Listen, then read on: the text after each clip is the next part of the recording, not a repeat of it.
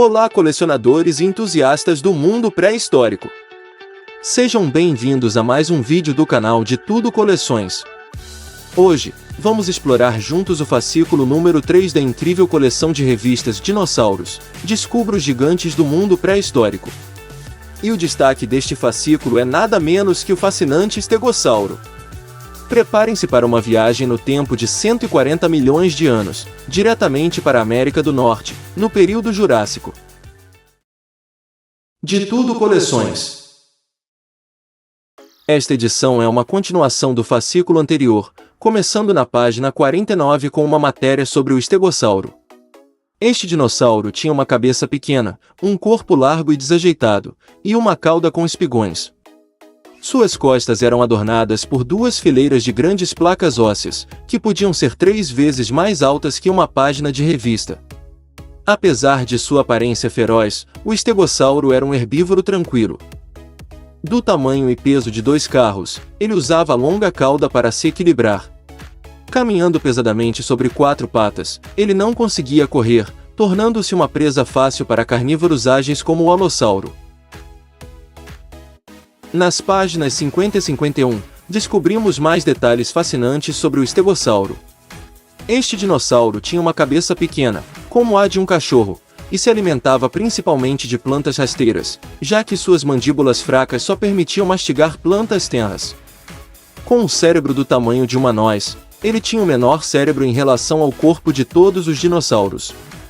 Suas grandes placas ósseas, presas à pele, se estendiam ao longo da coluna vertebral e podiam ser arrancadas por predadores.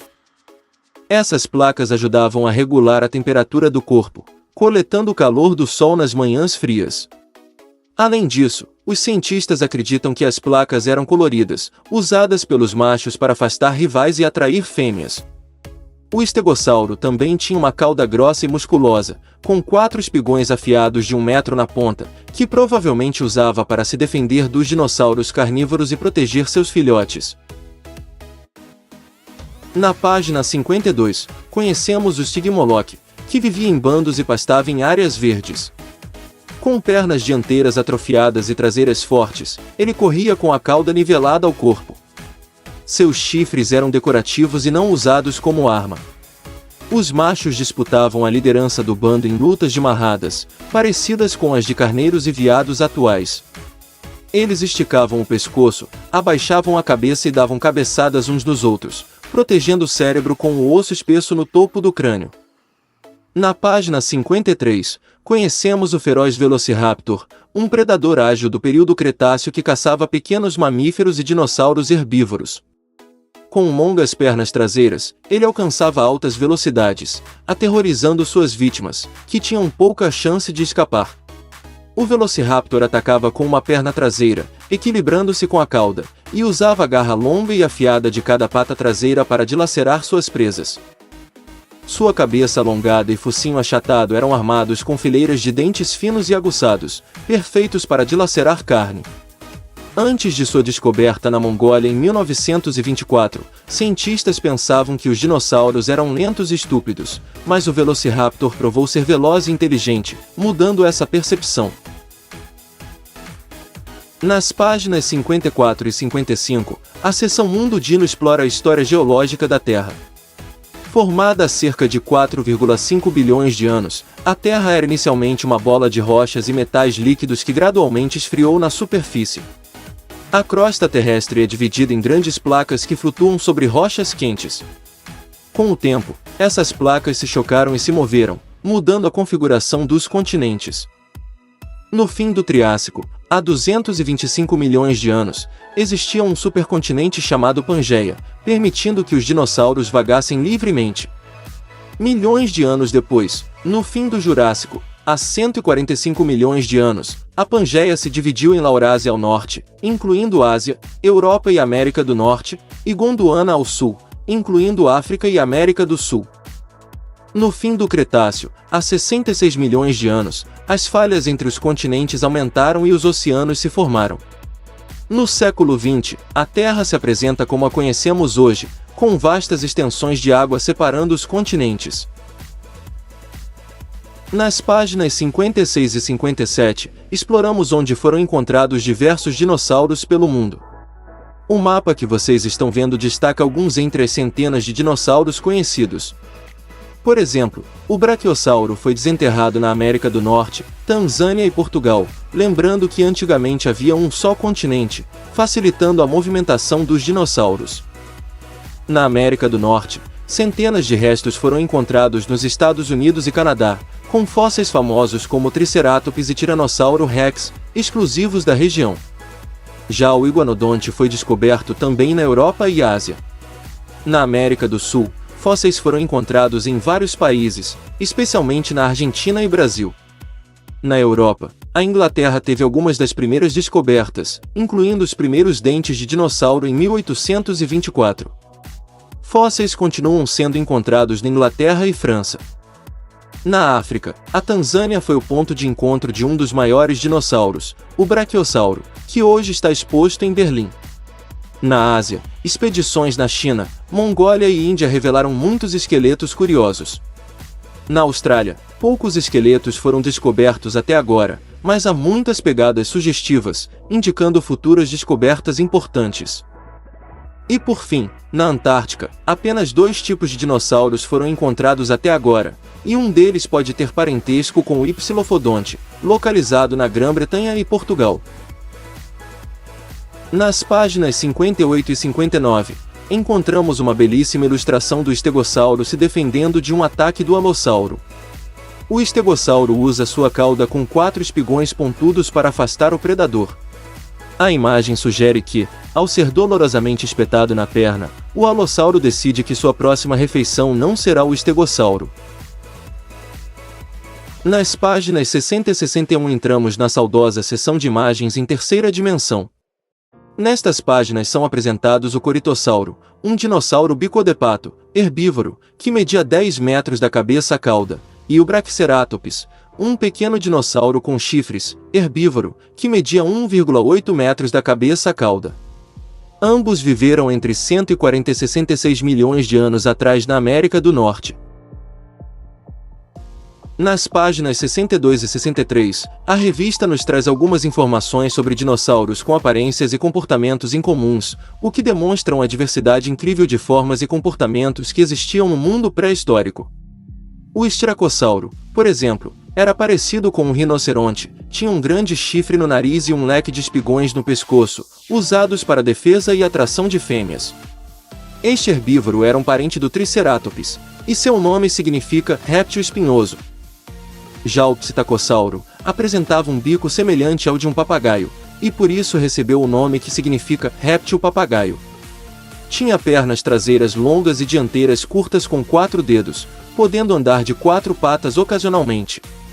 O Paxcephalossauro, por sua vez, era conhecido por seu crânio espesso, protegido por calombos e saliências, usado em lutas de marradas. Este cabeça dura andava ereto e se equilibrava com a cauda. Nas páginas 64 e 65, aprendemos sobre os cuidados especiais necessários para os ossos de dinossauro após serem desenterrados. O primeiro passo consiste na preparação inicial. Após a escavação, os ossos são cuidadosamente envolvidos em bandagens antes do transporte. Um relatório de condição é preenchido para registrar o estado da ossada. O segundo passo envolve a limpeza e preservação. A maior parte do trabalho é realizada com o auxílio de um microscópio. Usando uma broca semelhante à de um dentista, os cientistas removem a rocha que envolve o osso, conhecida como matriz. Essa rocha pode ter aderido ao osso ao longo de milhões de anos. No terceiro passo temos a aplicação de cola especial. Para evitar que a rocha se quebre e para fortalecer o fóssil, os cientistas injetam uma cola especial. Essa cola também penetra nas falhas da rocha, ajudando a evitar que o fóssil se desintegre. Esses cuidados são essenciais para preservar os fósseis e garantir que possam ser estudados e apreciados por muitas gerações futuras. Nas páginas 66 e 67, conhecemos os últimos passos do tratamento dos ossos de dinossauro. O quarto passo abrange o banho ácido. Em casos de camadas de matriz difíceis de remover, um banho ácido pode ser usado. Os cientistas protegem suas mãos com luvas durante esse processo. No quinto passo é realizada uma limpeza super delicada. Usando um pincel, os cientistas removem a poeira da superfície dos ossos. Em casos de sujeira intensa, o pincel pode ser umedecido ou o detergente pode ser aplicado. No sexto passo é utilizada a máquina abrasiva por jato de ar. Ela é usada para remover partículas de rocha sem danificar os ossos. Isso é feito por meio de um jato de ar controlado. Por fim, o sétimo passo é destinado à documentação e registro. Após o tratamento, um relatório de tratamento é preenchido, detalhando todas as etapas realizadas no laboratório. Cada osso é registrado em um sistema informatizado. Com os ossos tratados, os cientistas podem então começar a reconstruir o esqueleto. Esses procedimentos minuciosos garantem a preservação adequada dos fósseis e fornecem informações essenciais para estudos futuros. Nas páginas 68 e 69, entramos na seção Dino História da revista. Na década de 1870, ocorreram descobertas extraordinárias de ossos de dinossauros nos Estados Unidos, desencadeando uma corrida frenética por novos achados. Esta busca intensa ficou conhecida como a Guerra dos Ossos, protagonizada por dois proeminentes paleontólogos, Edward Dranker Cope, da Universidade da Pensilvânia, e Othniel Charles Marsh, de Yale. Iniciando como grandes amigos, Cope e Marsh seguiram caminhos divergentes. A rivalidade entre eles começou em 1870, quando Cope montou o esqueleto de um plesiosauro, o Elasmossauro, mas cometeu um erro ao posicionar a cabeça no lugar do rabo. Marsh zombou dele por isso. Enquanto isso, notícias do Oeste anunciavam pilhas de ossos de dinossauros sendo encontradas. Em 1877, Arthur Lakes descobriu ossos enormes perto de Morrison, Colorado, e decidiu enviá-los para Marsh. Simultaneamente, O.W. Lucas fez uma descoberta similar em Canyon City, ao sul de Morrison, enviando seus ossos para Cope. Isso desencadeou uma corrida para encontrar e identificar o maior número de dinossauros. Cope financiou a expedição de Lucas, enquanto Marsh financiou Lakes. Assim, o palco estava montado para futuras batalhas pelos ossos. Quem encontraria mais dinossauros, Cope ou Marsh? Descobriremos no vídeo sobre a edição 4, aqui no canal de Tudo Coleções. Nas páginas 70 e 71, encontramos o Dino Test, que não só nos desafia com 10 questões sobre o conteúdo da revista, mas também oferece algumas curiosidades fascinantes sobre dinossauros. Em 1990, uma polêmica surgiu nos Estados Unidos sobre o maior Tiranossauro Rex já encontrado, apelidado de Sui, encontrado em Dakota do Sul em território dos índios Sioux. O Velociraptor era uma criatura feroz, suas garras tinham 38 centímetros de comprimento, o tamanho do braço de uma criança de 3 anos, e eram excelentes para prender presas. Cientistas argentinos afirmam ter encontrado o mais antigo dinossauro, o Herrerasauro, com 230 milhões de anos. Equipamentos dentários, como as brocas do seu dentista, são usados em laboratórios para limpar ossos de dinossauros.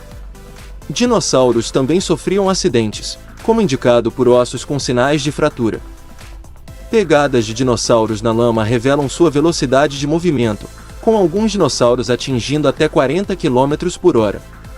O esqueleto mais completo de um estegossauro foi encontrado no Colorado, Estados Unidos, e sua retirada da terra exigiu até mesmo um helicóptero militar. Essas curiosidades acrescentam camadas fascinantes ao nosso entendimento sobre os dinossauros e seu mundo pré-histórico.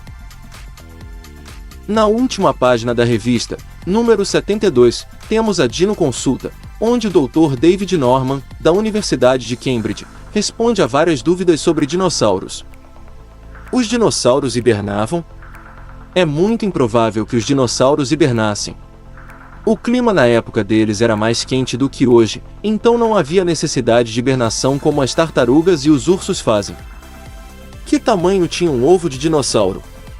Os ovos variavam bastante em tamanho. Alguns, como os do Mosauro, tinham apenas 2 ou 3 centímetros. Outros, como os de Psilossauro, podiam medir 20 centímetros de comprimento por 16 centímetros de largura, o dobro de um ovo de avestruz.